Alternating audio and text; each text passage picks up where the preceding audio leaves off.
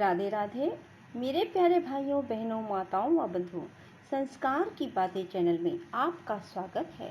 बंधुओं, आज ज्येष्ठ मास में मैं आपको सुनाने जा रही हूँ पद्म पुराण की कथा। बंधुओं, हर मनुष्य को ज्येष्ठ मास में पद्म पुराण की कथा अवश्य सुननी चाहिए, क्योंकि पद्म पुराण सुनने से भगवान विष्णु की विशेष कृपा अपने भक्तों पर बरसने लगती है। बंधुओं, यदि आपने हमारे YouTube चैनल को अब तक सब्सक्राइब नहीं किया तो जरूर करें और बेल आइकन दबाना ना भूलें, ताकि आपको हमारी आने वाली सभी वीडियोस की जानकारी सबसे पहले हो सके। बंधुओं, वीडियो को पूरी सुनने के बाद कमेंट बॉक्स में जय विष्णु भगवान जरूर लिखें, जय लक्ष्मी माँ जरूर लिखें। बोलो विष्णु भगवान की जय, लक्ष्मी माता की जय। शपनक बोला, जिसके पास धन होता है उसी को मित्र मिलते हैं, जिसके पास धन है उसके सभी भाई बंधु हैं।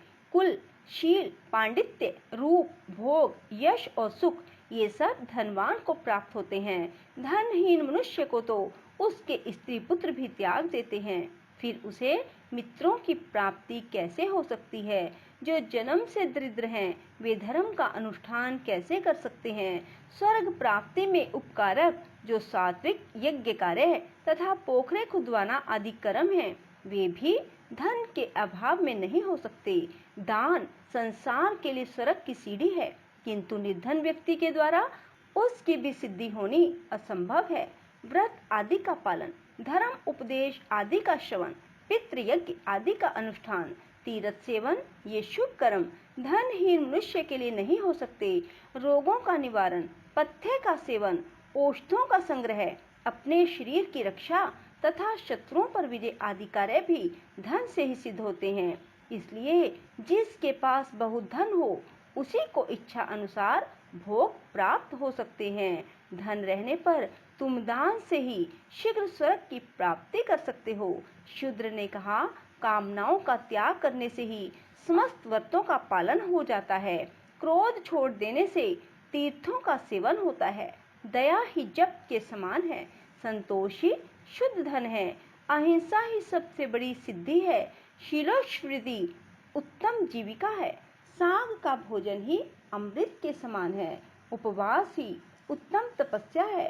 संतोष ही मेरे लिए बहुत बड़ा भोग है। कौड़ी का दान मुझ जैसे व्यक्ति के लिए महादान है। पराई स्त्रियां, माता, पराया धन मिट्टी के ढेले के समान है, पर स्त्री सर्पनी के समान भयंकर है। यही सब मेरा यज्ञ है। गुण निधे, इसी कारण मैं उस धन को ग्रहण नहीं करता। यह मैं सच सच बता रहा हूँ। कीचड़ लगाकर धोने की अपेक्षा दूर से उसका स्पर्श ना करना ही अच्छा है। श्री भगवान कहते हैं, नरश्रेष्ठ उस शूद्र के इतना कहते ही संपूर्ण देवता उसके शरीर और मस्तक पर फूलों की वर्षा करने लगे। देवताओं के नगारे बज उठे, गंधर्वों का गान होने लगा। तुरंत ही आकाश से विमान उतर आया। देवताओं ने कहा, धर्मात्मन, इस विमान पर बैठो और सत्यलोक में चलकर दिव्य भोगों का उपभोग करो। तुम्हारे उपभोग काल का कोई परिमाण नहीं है। अनंत काल तक तुम्हें पुण्यों का फल भोगना है। ऐसा ज्ञान, ऐसी चेष्टा, इस प्रकार भाषण की शक्ति कैसे प्राप्त हुई? इसके रूप में भगवान विष्णु, शिव, ब्रह्मा, शुक्र अथवा बृहस्पति इनमें से कोई नहीं है, अथवा मुझे छलने के लिए साक्षात धर्म ही तो यहाँ नहीं आए हैं। शूद्र के ऐसे वचन सुनकर शपनक के रूप में उपस्थित हुआ मैं हंसकर बोला, महामुने, मैं साक्षात विष्णु हूँ। तुम्हारे धर्म को जानने के लिए यहाँ आया था। अब तुम अपने परिवार सहित विमान पर बैठकर स्वर्ग को जाओ। इसके बाद वह शूद्र दिव्य आभूषण और दिव्य वस्त्रों से सुशोभित हो सहसा परिवार सहित स्वर्ग लोक को चला गया। इस प्रकार उस शूद्र परिवार के सब लोग लोभ त्याग देने के कारण स्वर्ग सिधारे। बुद्धिमान तुलाधार धर्मात्मा है, वे सत्य धर्म में प्रतिष्ठित हैं, इसीलिए देशांतर में होने वाली बातें भी उन्हें ज्ञात हो जाती हैं। तुलाधार के समान प्रतिष्ठित व्यक्ति देवलोक में भी नहीं है। जो मनुष्य सब धर्मों में प्रतिष्ठित होकर इस पवित्र उपाख्यान का श्रवण करता है, उसके जन्म जन्म के पाप तत्काल नष्ट हो जाते हैं। एक बार के पाठ से उसे सब यज्ञों का फल मिल जाता है। वह लोक में श्रेष्ठ और देवताओं का भी पूज्य होता है। व्यास जी कहते हैं, इसके बाद मूक, चंडाल आदि सभी धर्मात्मा परम धाम जाने की इच्छा से भगवान के पास आए। उनके साथ उनकी स्त्रियां तथा अन्य अन्य परिकर भी थे।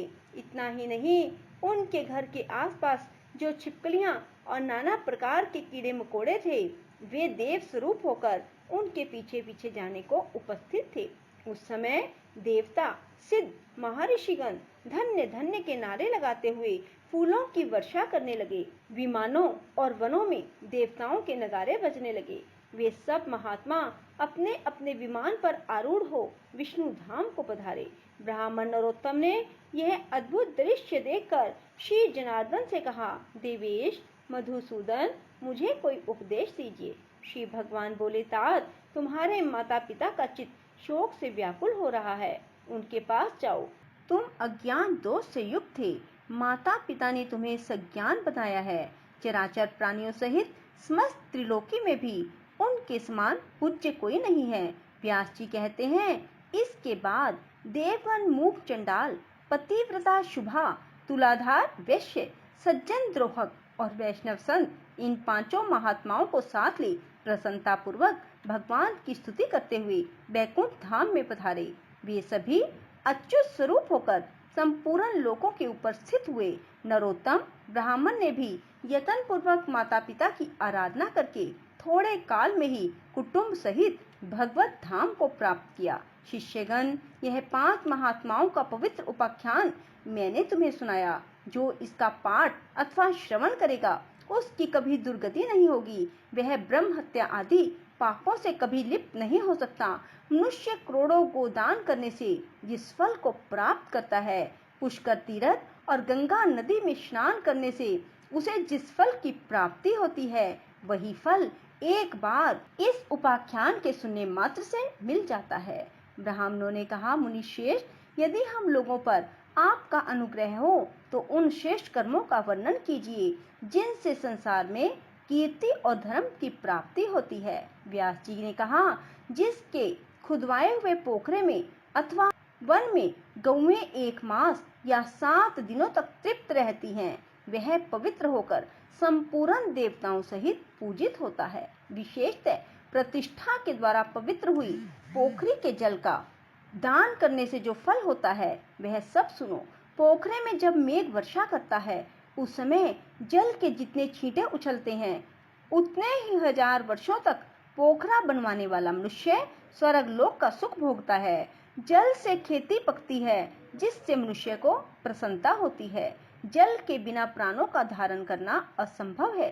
पितरों का तर्पण, शौच, सुंदर रूप और दुर्गंध का नाश, ये सब जल पर निर्भर हैं। इस जगत में संग्रह किए हुए संपूर्ण बीजों का आधार जल ही है। कपड़े धोना, बर्तनों को मांज धोकर चमकीला बनाना जल के अधीन है। इसी से प्रत्येक कार्य में जल को पवित्र माना गया है। अतः सब प्रकार के प्रयत्न करके सारा बल और सारा धन लगाकर बावली, कुआं और पोखरा बनवाने चाहिए। जो निर्जल प्रदेश में जलाशय बनवाता है, उसे प्रतिदिन इतना पुण्य प्राप्त होता है।